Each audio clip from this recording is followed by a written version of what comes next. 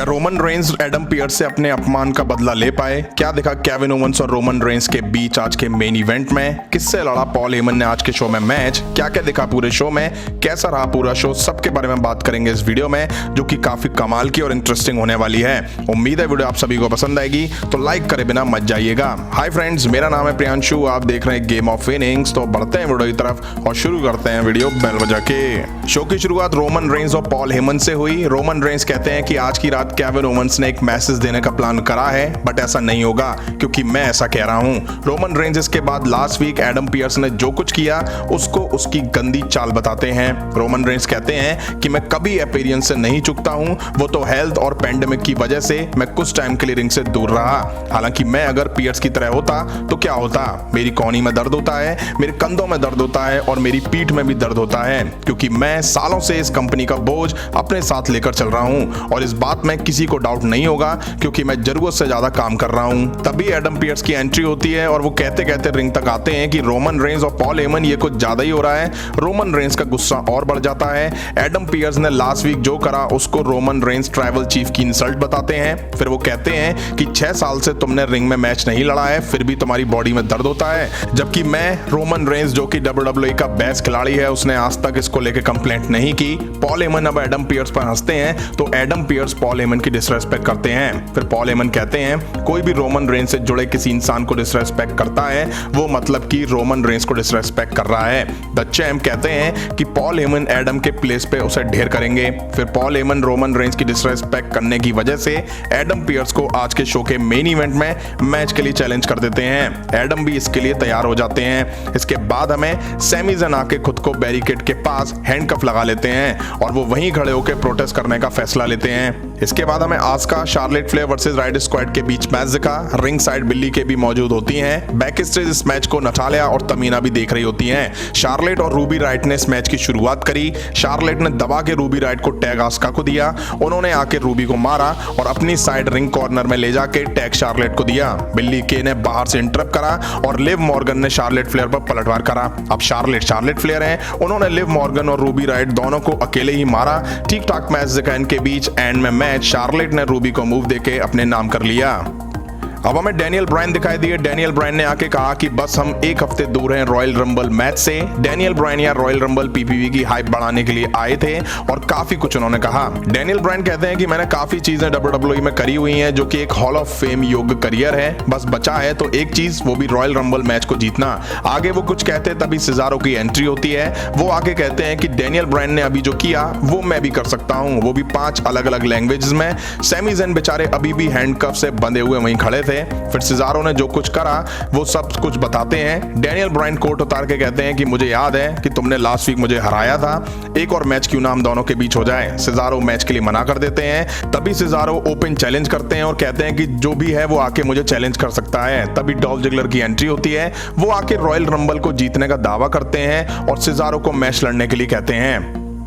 इसके बाद हमें डॉल्फ जिगलर वर्सेस सिजारो के बीच सिंगल मैच दिखा। दोनों आपस में भिड़ जाते हैं और एक दूसरे को पुट डाउन करने में लग जाते हैं। काफी देर इनके बीच यही चलता दिखाई दिया, बट सिजारो यहाँ डॉल्फ जिगलर को अपर कट देके उन्हें जाइंट स्विंग की सैर कराते हैं और उन पे हावी हो जाते हैं। इसके बाद डॉल्फ जिगलर सिजारो को पिन करने का ट्राई करते हैं, बट एंड में सिजारो मूव देके डॉल्फ जिगलर को इस मैच में हरा देते हैं। लगातार दूसरे हफ्ते सिजारो ने स्मैकडाउन में जीत दर्ज करी।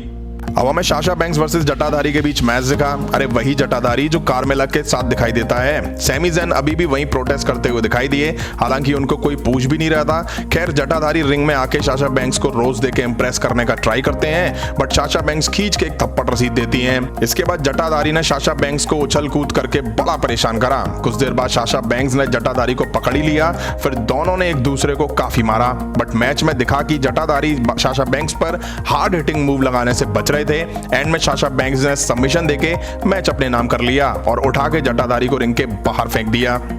इसके बाद शो बैक स्टेज गया, जहां रोमन रेंस और पॉल हेमन साथ दिखाई दिए, जहां पॉल हेमन रोमन रेंस की बड़ी बढ़ाइयां करते हुए नजर आए।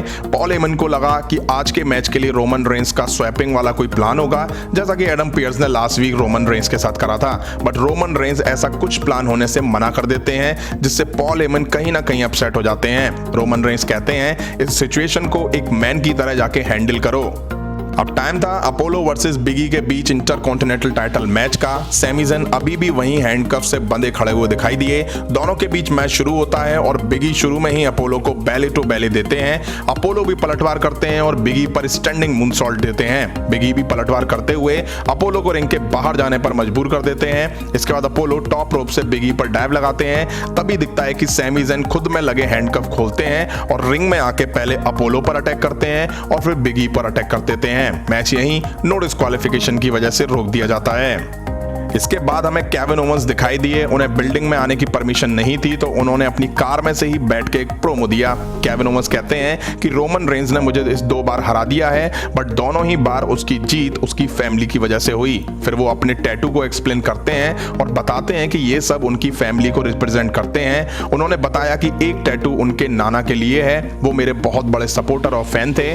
WWE में आने से पहले उनकी डेथ हो गई थी। केविन ओवेंस कहते हैं कि मैं अपनी फैमिली के लिए लड़ता हूँ, उन लोगों के लिए जिसकी वजह से मैं यहां हूं, बट मैं कभी भी जीतने के लिए अपनी फैमिली का इस्तेमाल नहीं करूंगा। अब हमें बैले और बियांका ब्लेयर के बीच ऑब्स्टिकल कंपटीशन दिखाई दिया। माइकल कोल इसे होस्ट कर रहे थे। सबसे पहले बियांका की एंट्री होती है और फिर बैले की। आके वो कोल को भगा देती हैं और कहती हैं ये मेरा शो है, यहाँ से भाग जाओ। बैले पूरा शो एक्सप्लेन करती हैं कि भैया क्या किसे क्या करना है। बैले इसकी शुरुआत करती हैं और अपना पूरा टास्क 1 मिनट 12 सेकंड में खत्म करती हैं। बैले यहाँ बियांका के लिए अलग चीजें सजवाती हैं। बियांका इस टास्क को जीत लेती हैं। बैले हारने से नाराज होती हैं और बियांका पर अटैक कर देती हैं और बियांका का शोल्डर बास्केटबॉल स्टैंड में दे मारती हैं। इसके बाद हमें डोमिनिक वर्सेस किंग कॉर्बिन के बीच मैच दिखा। जैसे ही मैच शुरू होता है डोमिनिक चालाकी से कॉर्बिन पर पंचेस और ड्रॉप किक दे देते हैं। कॉर्बिन रिंग से बाहर जाने पर मजबूर हो जाते हैं। रिंग के बाहर कॉर्बिन डोमिनिक पर फाइट बैक करते हैं और जम के उनमें मार लगाते हैं। हालांकि डोमिनिक कॉर्बिन का एंड ऑफ डेज को काउंटर करते हैं, बट एंड में डोमिनिक को मूव देके किंग कॉर्बिन मैच अपने नाम कर लेते हैं। अब हमें Paul Heyman versus Adam Pearce के बीच मेन इवेंट में मैच दिखना था। एडम उतार के रिंग के अंदर शर्ट तैयार होते हैं। पॉल हेमन भी ड्रामेबाज है। रिंग में चढ़ते ही वो लंगड़ाने लगने का ड्रामा करते हैं जिससे मैच शुरू नहीं होता है। तभी रोमन रेंज एंट्री करते हैं और वो आके रिंग में एडम पियर्स को सुपरमैन पंच देते हैं। रिंग के बाहर रोमन रेंज स्टील स्टेप्स निकाल रहे होते हैं। तभी एडम पियर्स खींच के रोमन रेंज को पंच चढ़ देते हैं। इसके बाद रोमन रेंज एडम पियर्स पर टूट पड़ते हैं, बैरिकेड में मारते हैं और फिर वो उठा के एडम पियर्स को ऊपर चढ़ाते हैं। तभी केविन ओवेंस ब्लैक हुडी लगा के रोमन रेंज पर अटैक कर देते हैं। रोमन रेंज भी केविन ओवेंस पर पलटवार करते हैं, बैरिकेड में और पंचेस में उनको मारते हैं। अब रोमन रेंज जैसे ही केविन ओवेंस को रिंग में डालते हैं तभी केविन ओवेंस रोमन रेंज पर पलटवार करते हुए सुपर किक और स्टनर मार देते हैं और रिंग के बाहर भी उनको मारते हैं। अब समझ ये नहीं आता, जब रोमन रेंज मारे तो पिटने वाले को कोई बचाने नहीं आता, बट केविन ओवेंस और रोमन रेंज के बीच अभी मजा आना शुरू ही हुआ था। तभी ऑफिशियल्स आके केविन ओवेंस को रोकने लग जाते हैं। हालांकि केविन ओवेंस फिर भी रोमन रेंज पर मार चालू रखते हैं। एंड में केविन ओवेंस ने रोमन रेंज को अनाउंस टेबल पर पॉप अप पावर बम दिया और यही शो का आज एंड हुआ। काफी कुछ देखने को मिला आज के शो में, बट आज के शो में बिना कुछ करे सैमी ज़ैन ने वाकई खड़े खड़े काफी फन कराया। मतलब यार ये कुछ अलग ही बंदा है जो कि कुछ भी कर सकता है। बस खड़े खड़े प्रोटेस्ट करना, कोई भाव नहीं दे रहा है, बावजूद उसके खड़े रहना एक जगह काफी एप्रिसिएशन की बात है।